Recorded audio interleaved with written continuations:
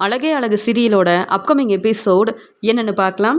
மலர் பாக்யராஜ் கிட்ட பேசும்போது, நீங்கள் ஏற்கனவே சொன்ன மாதிரி நீங்கள் எனக்காக சப்போர்ட் பண்ணி பேசுவீங்களா பாக்யராஜ் அப்படின்னு கேட்ட உடனே பாக்யராஜ் வந்து, என்ன மலர் எப்போ பார்த்தாலும் இப்படியே கேள்வி கேட்டுக்கிட்டு இருக்க, நான் தான் சொன்னேன்ல உனக்காக எப்பயுமே சப்போர்ட் பண்ணி பேசுவேன். இப்போவும் உனக்காக தானே மலர் சப்போர்ட் பண்ணிட்டு இருக்கேன்.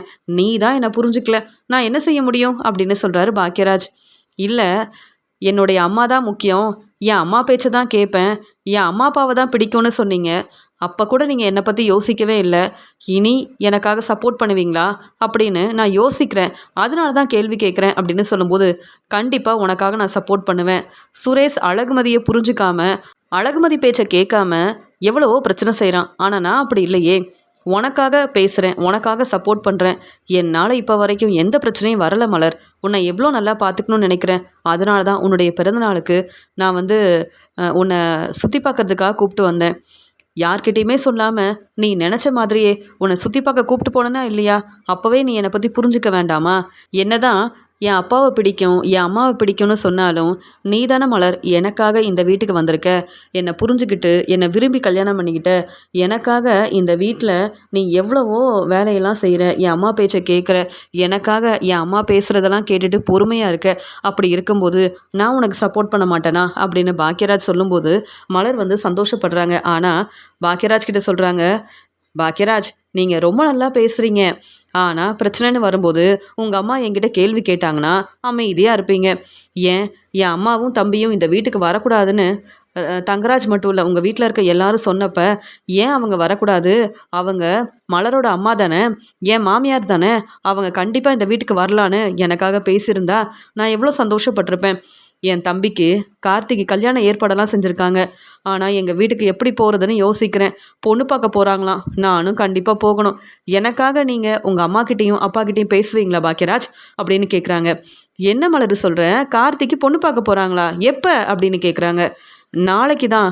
இதை எப்படி உங்ககிட்ட சொல்கிறதுன்னு யோசித்தேன். எப்படியும் ஆஃபீஸ்க்கு போகணும், நிறைய வேலை இருக்குன்னு சொல்வீங்க. இன்னொரு பக்கம் இந்த உண்மை தெரிஞ்சா நீ வந்து எங்கேயும் போக வேண்டாம், பொண்ணு பார்க்க தானே போகிறாங்க, உங்கள் அம்மா போயிட்டு வரட்டும், உங்கள் சொந்தக்காரங்க வருவாங்கள்ல அவங்களே பார்த்துக்கிட்டும், நீ எதுக்கு போகணும்னு ராஜலக்ஷ்மி அத்தை கேள்வி கேட்பாங்க. நீங்கள் எனக்காக சப்போர்ட் பண்ணுவீங்களா? அப்போ எனக்காக பேசி எங்கள் வீட்டுக்கு என்ன நீங்கள் கூப்பிட்டு போவீங்களா பாக்யராஜ்னு சொல்லும்போது, என்ன மலர் இந்த ஃபங்க்ஷனுக்கு நம்ம எப்படி போகாமல் இருக்க முடியும்? நீ கண்டிப்பாக பொண்ணு பார்க்குற ஃபங்க்ஷனுக்கு வருவேன்னு உங்கள் வீட்டில் எல்லாரும் எதிர்பார்ப்பாங்க. ஆனால் என்கிட்ட கார்த்தி ஃபோன் பண்ணி பேசவே இல்லைன்னு சொல்லும்போது, நானே பொண்ணு பார்க்குறதுக்கு வருவேனான்னு தெரியலன்னு கார்த்திகிட்ட சொன்னேன். அதனால் கார்த்தி உங்களுக்கு ஃபோன் பண்ணியிருக்க மாட்டான்னு நினைக்கிறேன்னு சொல்கிறாங்க. என்ன மலர் நீ அப்படிலாம் பேசின? உங்கள் வீட்டில் எல்லாரும் எவ்வளோ மனசு வேதனைப்படுவாங்க. நீ முதல்ல உங்கள் அம்மாவுக்கு ஃபோன் பண்ணு, நாளைக்கு நான் கண்டிப்பாக வருவேன் அப்படின்னு சொல்லு, அவங்க சந்தோஷப்படுவாங்கன்னு சொல்லும்போது, இல்லை எப்பயுமே என் குடும்பத்தை பற்றி நீங்கள் ரொம்ப யோசிக்க மாட்டீங்க பாக்யராஜ். நான் உங்களுக்காகவும் உங்கள் குடும்பத்துக்காகவும் எவ்வளவோ சப்போர்ட் பண்ணியிருக்கேன். இப்போ வரைக்கும் உங்களுக்கு உதவி செய்கிறேன். ஆனால் என் வீட்டில் உள்ளவங்களை பற்றி நீங்கள் யோசிக்கவே மாட்டீங்க. இப்போ எனக்காக நீங்கள் பேசி நாளைக்கு எங்கள் வீட்டுக்கு என்னை கூப்பிட்டு போனாலே போதும். கல்யாணத்துக்காக நிறைய செலவு இருக்குது. ஆனால் என் அம்மா எனக்காகவும் இங்கே துணி வாங்கணும், உனக்காக நகை வாங்கி கொடுக்கணும், உன்னுடைய கல்யாணத்துக்காக பெருசாக நான் எதுவுமே செய்யலை அப்படின்னு பேசினாங்க. அதெல்லாம் வேண்டான்னு சொன்னாலும் கேட்கவே மாட்டேங்கிறாங்க. நாளைக்கு எங்கள் அம்மா எனக்காக நகையெல்லாம் தரேன்னு சொல்லியிருக்காங்கன்னு சொல்லும்போது, எதுக்கு அவங்க உனக்காக இதெல்லாம் வாங்கி கொடுக்கணும், ஏன் கஷ்டப்படணும் அப்படின்னு சொல்கிறாங்க. இல்லை, எப்பயுமே ராஜலக்ஷ்மி அத்தை சொல்லுவாங்க, பாக்யராஜுக்கு பெரிய பணக்கார வீட்டு பொண்ணை கல்யாணம் பண்ணி வைக்கணும்னு நினச்சேன், ஆனால் நீ எங்கள் வீட்டுக்கு மருமகளாக வந்துட்டேன்னு என்கிட்ட பேசும்போதெல்லாம் சொல்லுவாங்க. ஆனால் நான் வந்து பேசுகிறத நீ பெருசாக எடுத்துக்க வேண்டாம் மலர், என்ன நான் வந்து யோசிக்கிறத உங்ககிட்ட அப்படியே சொல்லிட்டேன் அப்படின்னு சொல்லுவாங்க. உங்களுக்கு கல்யாணத்தை ரொம்ப ஆடம்பரமாக சொந்தக்காரங்க எல்லாரையும் வர வச்சு நல்லபடியாக செய்யணும்னு நினச்சாங்களாம். ஆனால் நான் உங்கள் வீட்டுக்கு மருமகளாக வந்ததால் அவங்க நினச்சது எதுவுமே நடக்கலையாம். அவங்க பேசுனதை என் அம்மா கிட்ட சொன்னேன். அதனால் என் அம்மா வந்து என்னால் செய்ய முடிஞ்சதை கண்டிப்பாக நான் உனக்காக செய்வேன்னு சொன்னாங்க. இப்போ தான் என் தம்பி நல்ல வேலைக்கு போகிறான், சம்பாதிக்கிறான். அதனால் துணியெல்லாம் வாங்கி கொடுக்கணும், உனக்கு எங்களால் முடிஞ்ச நகையை வாங்கி கொடுக்கணும்னு சொன்னாங்க. நான் எவ்வளவோ பேசி பார்த்தேன், எனக்காக நீங்கள் எதுவுமே செய்ய வேண்டாம்னு சொன்னேன். அவங்க என் பேச்சை கேட்கலன்னு சொல்லும்போது, இருந்தாலும் உங்கள் அம்மாவும் தம்பியும் உனக்காக இப்போ இந்த நகையெல்லாம் வாங்கி கொடுக்கணுமா அப்படின்னு கேள்வி கேட்கும்போது, இந்த பிரச்சனைக்கு காரணமே ராஜலக்ஷ்மி அத்தை தானே, என்கிட்ட இப்படி தேவையில்லாமல் அவங்க பேசும்போது நான் என்ன செய்ய முடியும், என் அம்மா கிட்ட தானே சொல்ல முடியும்னு சொல்கிறாங்க. இருந்தாலும் மலர், உங்கள் அம்மா இப்போ கார்த்தியோட கல்யாண ஏற்பாடெல்லாம் செய்கிறதுக்காக ரொம்ப கஷ்டப்படுவாங்க. இப்போ எதுக்கு தேவையில்லாமல் செலவு செய்யணும், நானே அவங்கக்கிட்ட பேசுகிறேன் அப்படின்னு சொல்கிறாங்க. அடுத்த நாள் இங்கே ராஜலக்ஷ்மி கிட்ட சொல்கிறதுக்கு முன்னாடியே கிச்சனில் இருக்க வேலையெல்லாம் செஞ்சுட்டு இங்கே மலர் வந்து கிளம்புறாங்க. உடனே அங்கே வந்த அழகுமதி வந்து, மலரக்கா எங்கே கிளம்புறீங்கன்னு கேட்கும்போது, நான் சொல்லவே இல்லை பாரு அழகுமதி, என் தம்பிக்கு பொண்ணு பார்க்க போகிறாங்க, வீட்டில் யார்கிட்டையுமே சொல்லலை. உடனே கிளம்பும்போது கோயிலுக்கு போகிறேன்னு சொல்லிட்டு கிளம்பிடலான்னு நினைக்கிறேன். ஆனால் பாக்கியராஜ் எனக்காக எனக்கு சப்போர்ட் பண்ணி பேசுகிறேன்னு சொல்லியிருக்காரு. கண்டிப்பாக எங்கள் அம்மா வீட்டுக்கு போகணும்னு சீக்கிரமாக நான் வேலையெல்லாம் செஞ்சுட்டேன் அப்படின்னு சொல்லும்போது, அப்போ தான் ராகவன் வந்து வீட்டுக்கு வராரு. வந்த உடனே காஃபி எடுத்துகிட்டு வா மலரு அப்படின்னு சொல்லும்போது, என்ன நான் வந்து வீட்டுக்கு வரும்போது வாக்கிங் போயிட்டு வீட்டுக்கு வரும்போது நீ அப்போ தான் கிச்சனில் இருக்க வேலையை மெதுவாக செய்வ, இன்றைக்கி என்ன ரொம்ப சீக்கிரமாக வேலையெல்லாம் செஞ்சுட்டு எங்கே கிளம்பிட்ட அப்படின்னு கேட்குறாரு ராகவன். இல்லை ராகவன் மாமா, எங்கள் வீட்டுக்கு தான் கிளம்புறேன்னு சொல்லும்போது, உங்கள் வீட்டுக்கு போறியா, ராஜலக்ஷ்மி கிட்ட சொல்லிட்டியா அப்படின்னு கேட்கும்போது, இனிமேல் தான் சொல்லணும், அத்தைக்கிட்ட நான் சொல்லவே இல்லைன்னு சொல்கிறாங்க. அந்த சமயம் அங்கே வந்த பாக்கியராஜ், என்ன மலரு நான் தான் பேசிக்கிறேன்னு சொன்னல, நீ ஏன் பதட்டமாக பதில் சொல்லிட்டு இருக்க, அப்பா மலரை நான் தான்ப்பா கூப்பிட்டு போகிறேன்னு சொல்லும்போது, பாக்கியராஜ் உனக்கு நிறைய வேலை இருக்கும், நீ எதுக்கு மலரோட வீட்டுக்கு போகணும், எதுக்கு இப்போ 2 பேரும் கிளம்பிட்டு இருக்கீங்க, அதுவும் இவ்வளோ சீக்கிரமாக கிளம்புறீங்க அப்படின்னு கேட்கும்போது ராஜலக்ஷ்மி வராங்க. என்னாச்சுங்க, ஏன் இவ்வளோ சத்தமாக பேசுகிறீங்க, கொஞ்ச நேரம் நிம்மதியாக தூங்க விடுறீங்களா, என்னாச்சுங்க அப்படின்னு கேட்குறாங்க.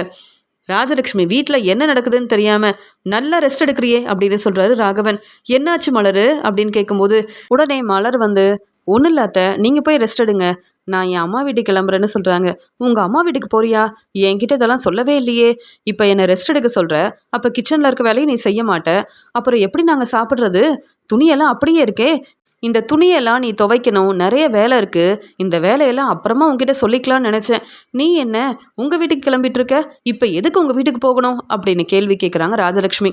உடனே ராகவன் ரொம்ப கோவமா, என்ன ராஜலக்ஷ்மி இதெல்லாம், நீ பொறுப்பான மாமியாராக இருந்தா மலர் உங்ககிட்ட சொல்லாமல் தன்னுடைய வீட்டுக்கு போகணும்னு கிளம்புவாளா, என்ன பாக்கியராஜ் நீயும் அமைதியாக இருக்க அப்படின்னு சொல்லும்போது மலர் பாக்கியராஜை பார்க்குறாங்க. அப்பா எதுக்குப்பா கோவப்படுறீங்க, நான் தான் மலர்கிட்ட அப்புறமா என் அம்மா கிட்ட நானே சொல்லிக்கிறேன்னு சொன்னேன், அதான் இப்போ நாங்கள் சொல்லிட்டோமே, அப்புறம் எதுக்குப்பா ரொம்ப யோசிக்கிறீங்கன்னு சொல்லும்போது, பாத்தியா பாக்கியராஜ் உங்கள் அப்பா என்கிட்ட கேள்வி கேட்குறாரு, நீங்கள் இந்த உண்மையை முன்னாடியே சொல்லியிருந்தா நானும் அமைதியாக இருந்திருப்பேன், உங்களுக்காக பேசியிருப்பேன், ஆனால் நீங்கள் எங்கே கிளம்புறீங்கன்னு கூட எனக்கு தெரியல, அப்போ மலர் அவங்க அம்மா வீட்டுக்கு போகிறான்ற உண்மையை என்கிட்ட சொல்லவே கூடாதுன்னு நினச்சிங்களா, 2 பேரும் யோசனை பண்ணியிருக்கீங்க சரியா அப்படின்னு சொல்லும்போது, அதெல்லாம் இல்லைம்மா, எங்களுக்கு நேற்று தான் இந்த உண்மை தெரியும், நீங்கள் ரெஸ்ட் எடுக்கிறதுக்காக போயிட்டீங்க, அதான் உங்ககிட்ட சொல்ல வேண்டாம் அப்புறமா சொல்லிக்கலாம்னு நினச்சேன், இப்போ எந்த பிரச்சனையும் இல்லை, அம்மா கார்த்திக்கு பொண்ணு பார்க்க போகிறாங்க, நாங்கள் உடனே கிளம்பணும், கிச்சனில் இருக்க வேலையெல்லாம் மலர் செஞ்சுட்டா, உங்களுக்காக சாப்பாடெல்லாம் செஞ்சுட்டாமா, இங்கே வீட்டில் இருக்க வேலையை செய்யணுமேனு நீங்கள் யோசிக்க வேண்டாம்,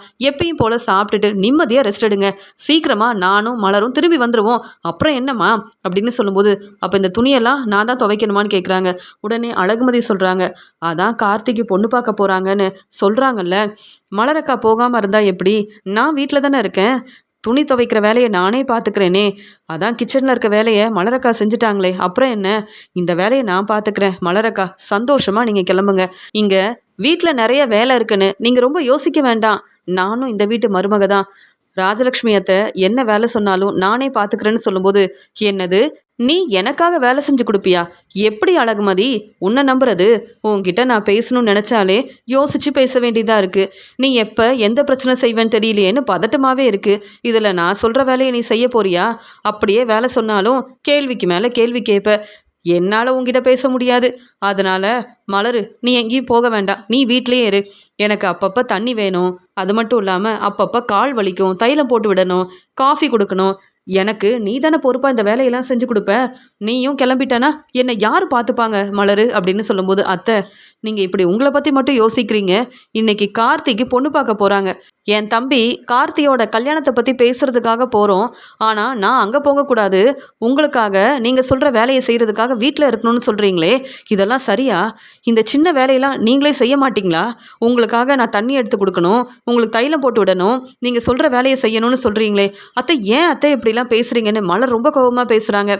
உடனே ராகவன் வந்து, ராஜலக்ஷ்மி பொறுமையாரு, மலர் நீ கிளம்பு, கார்த்திக்கு பொண்ணு பார்க்க போகிறாங்கன்னு சொல்கிற, இப்போ நீ ராஜலக்ஷ்மி பேச்சை கேட்க வேண்டாம், சந்தோஷமாக போயிட்டு வாங்க அப்படின்னு சொல்லும்போது, உடனே பாத்தியா மலரு அப்பாவே சொல்லிட்டாங்க, உடனே கிளம்பு, நம்ம வந்து போயிட்டு வந்துடலான்னு சொல்லிட்டு பாக்கியராஜ் வந்து மலரை கூப்பிட்டுட்டு அங்கேருந்து கிளம்புறாங்க. உடனே அழகுமதி துணியெல்லாம் எடுத்துகிட்டு போகிறாங்க துவைக்கிறதுக்காக. உடனே ராஜலக்ஷ்மி ரொம்ப கோவமா, என்ன நீங்கள் இங்கே மலரு, அழகுமதி, பாக்கியராஜன் எல்லாரும் இருக்காங்க. நீங்கள் ராஜலக்ஷ்மி பேச்சை கேட்க வேண்டாம்னு சொல்கிறீங்க. அப்புறம் எப்படிங்க மலரும் அழகுமதி எனக்கு தர வேண்டிய மதிப்பு மரியாதையை தருவாங்க அப்படின்னு சொல்லும்போது, கொஞ்சம் யோசிச்சு பாரு. ஏற்கனவே கார்த்தி நம்ம வீட்டு மாப்பிள்ளையா வந்துடக்கூடாது அப்படின்னு யோசிக்கிறோம். கார்த்திக்கு சீக்கிரமாகவே நல்லபடியாக கல்யாண ஏற்பாடை செய்யட்டுமே. அது மட்டும் இல்லாமல் அழகுமதி நம்ம பேச்சை கேட்கவே மாட்டா. ஆனால் மலர் எப்பயுமே நம்ம பேச்சை கேட்பா. நீ தேவையில்லாமல் பிரச்சனை செஞ்சா அப்புறம் மலரும் நம்ம பேச்சை கேட்க மாட்டா. மலர் சந்தோஷமாக போயிட்டு வரட்டும். தேவையில்லாமல் பேசி பிரச்சனை செய்யாத. உன்னால தான் வீட்டில் நிறைய பிரச்சனை வருது. அதனால் கொஞ்சம் பொறுமையாரு ராஜலக்ஷ்மி அப்படின்னு சொல்லிட்டு ராகவன் அங்கேருந்து கிளம்புறாரு. நல்ல வேலை மலர் கிளம்புனாலும் கிச்சனில் இருக்க வேலையை செஞ்சுட்டா அதுவே போதும். நான் நிம்மதியாக ரெஸ்ட் எடுக்கலாம். அழகுமதி கிட்ட பேசவே கூடாது அப்படின்னு சொல்லிட்டு ராஜலக்ஷ்மி தன்னுடைய ரூமுக்கு வராங்க. மலர் அவங்க அம்மா வீட்டுக்கு கிளம்பி வரும்போது, பாக்கியராஜ் பார்த்தீங்களா, நான் சொன்ன மாதிரியே ராஜலக்ஷ்மி அத்தை நான் என் வீட்டுக்கு போகக்கூடாது, பொண்ணு பார்க்கறதுக்காக இந்த ஃபங்க்ஷனுக்கு போகக்கூடாதுன்னு என்னெல்லாம் பேசுகிறாங்க. எப்படி ராஜலக்ஷ்மி அத்தை இப்படிலாம் பேசுகிறாங்கன்னே புரியல அப்படின்னு சொல்லும்போது, அதான் எங்கள் அப்பா சப்போர்ட் பண்ணார்ல. அது மட்டும் இல்லாமல் மலரும் பாக்கியராஜும் சந்தோஷமாக இந்த ஃபங்க்ஷனுக்கு போயிட்டு வரட்டோன்னு நமக்காக பேசுனாங்கல்ல, இதுவே எனக்கு போதும் மலருன்னு சொல்லும்போது, இப்போ கூட ராகவன் மாமா தான் எனக்கு சப்போர்ட் பண்ணி பேசியிருக்கிறாரு. நீங்கள் எனக்காக எதுவுமே பேசல பாக்கியராஜ் அப்படின்னு சொல்கிறாரு மலர். மலர் பேசுனதை கேட்டு பாக்கியராஜ் சொல்கிறாங்க, எந்த பிரச்சனை வந்தாலும் மலர் நான் உனக்கு துணையாக இருப்பேன், உனக்கு சப்போர்ட் பண்ணுவேன், அதை நீ மறந்துடாத அப்படின்னு சொல்லிட்டு மலர் சந்தோஷமாக தன்னுடைய அம்மா வீட்டுக்கு வராங்க. மலரு நீ வருவேன்னு நான் யோசிக்கவே இல்லை. அதுலேயும் ராஜலக்ஷ்மி கிட்ட பேசி நீ இங்கே நம்ம வீட்டுக்கு வருவேன்னு நினைக்கல. எனக்கு எவ்வளோ சந்தோஷமாக இருக்குது தெரியுமான்னு சொல்லும்போது, அம்மா நான் பார்த்துக்கிறேம்மா இந்த வேலையெல்லாம், நீங்கள் ரெஸ்ட் எடுங்கம்மான்னு சொல்லும்போது, அது எப்படி ரெஸ்ட் எடுக்க முடியும்? கார்த்திக்கு பொண்ணு பார்க்க போகிறோம், இந்த வேலையெல்லாம் நான் தானே தனியாக செய்ய வேண்டியதாக இருக்குன்னு சொல்லும்போது, அத்தை நாங்கள் வந்துட்டோம்ல, நாங்கள் பார்த்துக்குறோன்னு சொல்கிறாரு பாக்கியராஜ். அந்த சமயம் மலர் அவங்க அம்மா கிட்ட பேசிகிட்டு இருக்காங்க.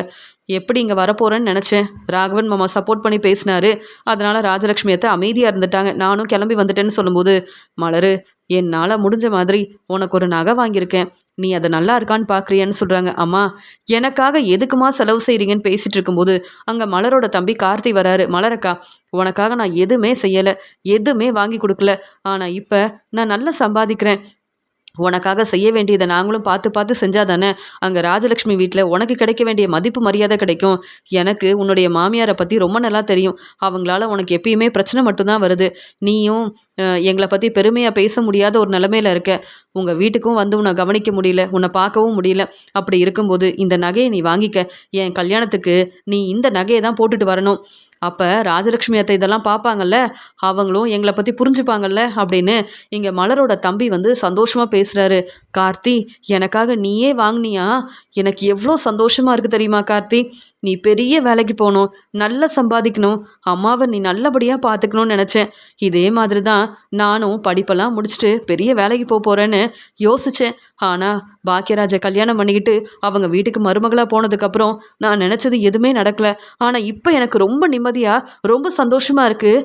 ஏன்னா அம்மாவுக்காக நீ ஒவ்வொன்றையும் பார்த்து பார்த்து செய்கிற, உனக்கு பெரிய வேலை கிடச்சிருக்கு, இனி உன் வாழ்க்கையை நீ சந்தோஷமாக பார்த்துப்பேன்னு எனக்கு நம்பிக்கை வந்துருச்சு அப்படின்னு அழுதுகிட்டே பேசுகிறாங்க மலர். அக்கா நீ சந்தோஷப்படணும், ஏன் இப்படி அழுதுகிட்டே இருக்கேன்னு கேட்கும்போது, இல்லை நான் ரொம்ப சந்தோஷமாக இருக்கேன் அதனால தான் அப்படின்னு சொல்கிறாங்க மலர். உனக்காக நாங்கள் துணியெல்லாம் வாங்கியிருக்கோம் பாருக்கா, கல்யாணத்துக்காகவும் உனக்கும் பாக்கியராஜ் மாமாவுக்கும் புது துணியெல்லாம் வாங்கி கொடுப்போம், உனக்காக நான் என்ன வேணாலும் செய்வேங்க்கா அப்படின்னு கார்த்தி சந்தோஷமாக பேசும்போது மலரும் பாக்கியராஜும் சந்தோஷப்படுறாங்க. உடனே பாக்கியராஜ் அத்தை மலருக்காக நான் தான் நகையெல்லாம் வாங்கி கொடுப்பேனே, நீங்கள் எதுக்காக அத்தை இதெல்லாம் வாங்குறீங்க, ஏற்கனவே கல்யாண செலவு வேறு இருக்குது, எங்களாலையும் உதவி செய்ய முடியாத ஒரு நிலமையில இருக்கோம் அப்படின்னு சொல்லும்போது, பரவாயில்ல தம்பி நாங்கள் செய்ய வேண்டியதை செய்யணும்ல, மலர் சந்தோஷப்பட்டானா அதுவே எங்களுக்கு போதும்னு சொல்லும்போது, பார்த்தீங்களா என் தம்பி எனக்காக நகை வாங்கி கொடுத்துருக்கான்னு அந்த நகையை பாக்கியராஜ் கிட்ட கொடுக்கும்போது பாக்கியராஜ் ரொம்ப நல்லா இருக்கு மலரு அப்படின்னு பேசிகிட்டு இருக்காரு. இங்கே ஃபங்க்ஷன் நல்லபடியாக நடக்குது. கார்த்தியோட கல்யாணத்தை பற்றி பேசிட்டு எல்லாரும் கிளம்பி வராங்க.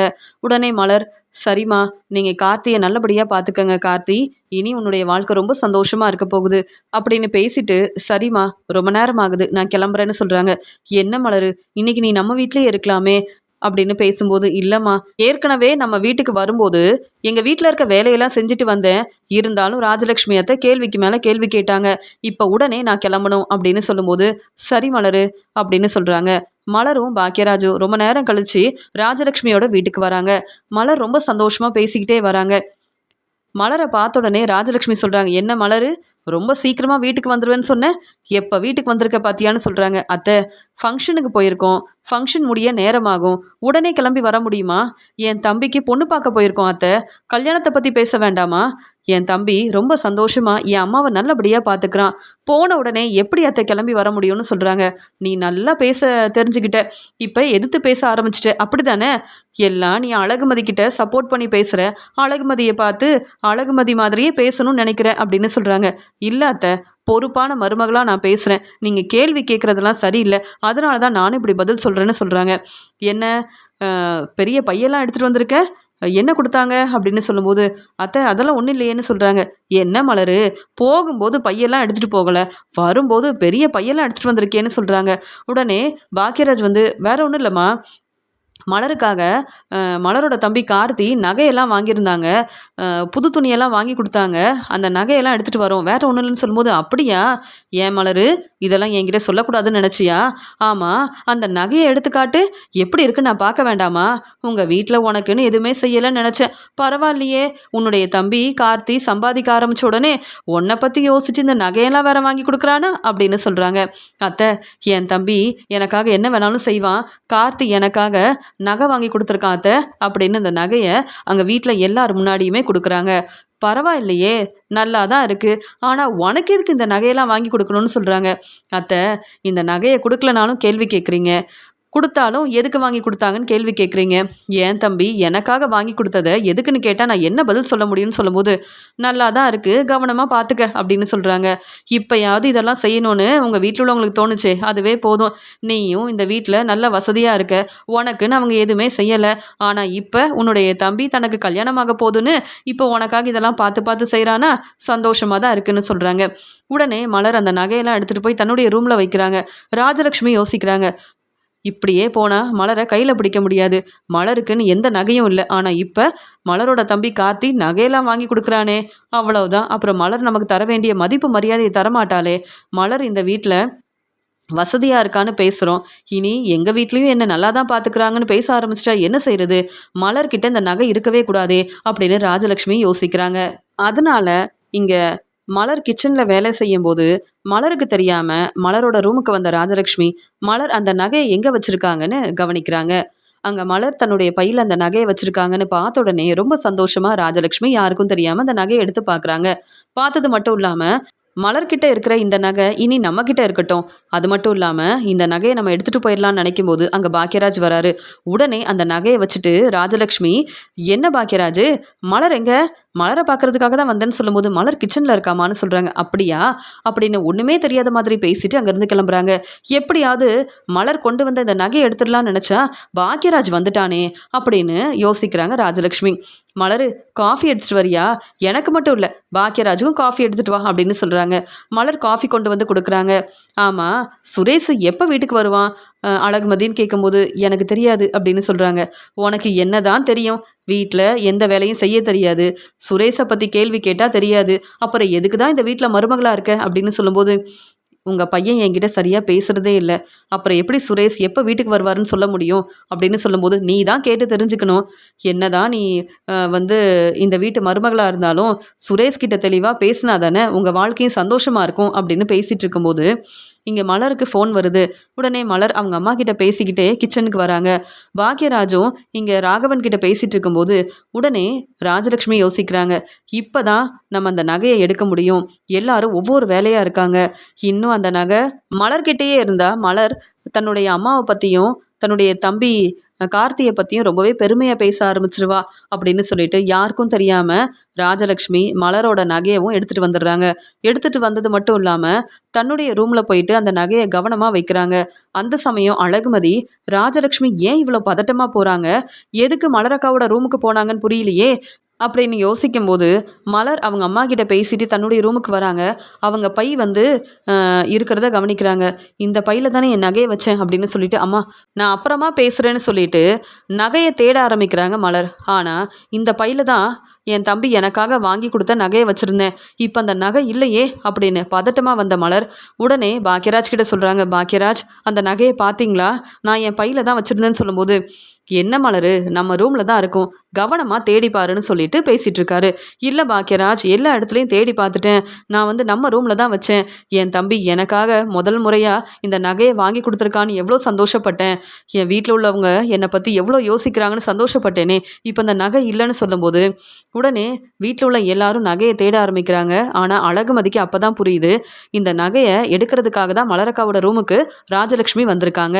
இந்த உண்மையை யாரும் கண்டுபிடிக்க கூடாதுன்னு ரொம்பவே பதட்டமாக தன்னுடைய ரூமுக்கு போயிருக்காங்க அப்படின்னு சொல்லிட்டு மலரக்கா ராஜலக்ஷ்மி அத்தை ரூமில் தேடி பார்க்கலாமேன்னு சொல்லும்போது உடனே ராகவன் ரொம்ப கோவமா, அழகுமதி என்ன பேசுகிற அப்படின்னு ராகவன் ரொம்ப கோவமாக பேசும்போது, ராகவன் மாமா நீங்கள் என்னை புரிஞ்சுக்கோங்க, எல்லா இடத்துலையும் தேடி பார்த்துட்டோம் அப்படின்னு சொல்லும்போது, நானும் ராஜலக்ஷ்மியும் அந்த நகையை எடுத்துகிட்டு போன்னு சந்தேகப்படுறீங்களான்னு கேட்குறாரு ராகவன்.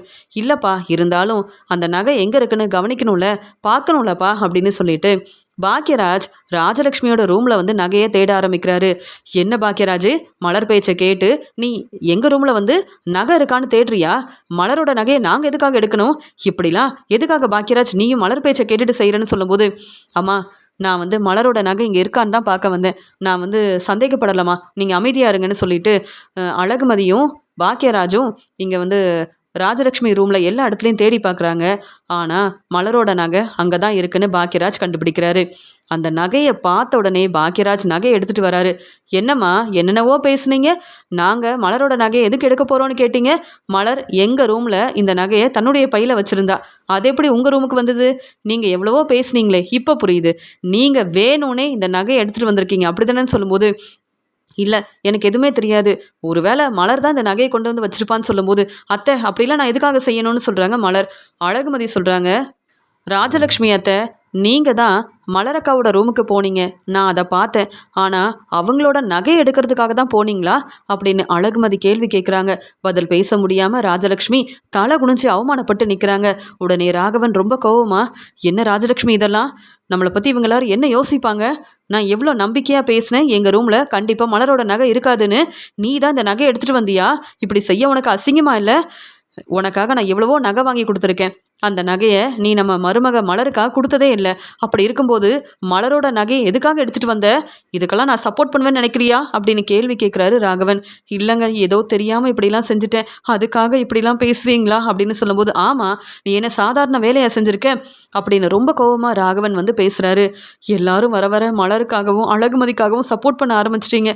மலர் வந்து இப்போ எவ்வளோ பெருமையாக பேசிகிட்டு இருந்தா, என் தம்பி எனக்காக நகை வாங்கி கொடுத்துருக்கான்னு, இப்படியே அவங்க வீட்டில் உள்ள எல்லாரையும் பாராட்டி பேசினா எப்படிங்க, அதனால தான் இந்த நகை என்கிட்ட இருக்கட்டுமேன்னு எடுத்துகிட்டு வந்தேன், அவ்வளவுதாங்க அப்படின்னு சொல்கிறாங்க. உடனே பாக்யராஜ் அந்த நகையை மலர்கிட்ட கொடுத்துட்டு, மலர் உன்னுடைய நகை கிடச்சிருச்சு, இனியாவது கவனமாக இந்த நகையை வந்து நீ தான் பார்த்துக்கணும் அப்படின்னு சொல்லிட்டு ராஜலக்ஷ்மி கிட்ட கேள்விக்கு மேலே கேள்வி கேட்குறாரு பாக்யராஜ். போதுமா, நீங்கள் சொல்கிறது எல்லாமே என்னால் நம்பவே முடியாது, எங்ககிட்ட சொல்லாமல் மலரோட நகையை நீங்கள் எப்படிமா எடுக்கலாம், இப்படி செய்ய அசிங்கமா இல்லை? நானும் மலரும் இப்போவே இங்கேருந்து கிளம்புறோம், உங்களை நம்பி நாங்கள் இந்த வீட்டில் இருக்கவே முடியாது. எப்போ பார்த்தாலும் மலர்கிட்ட தேவையில்லாமல் பேசி பிரச்சனை செய்கிறீங்க.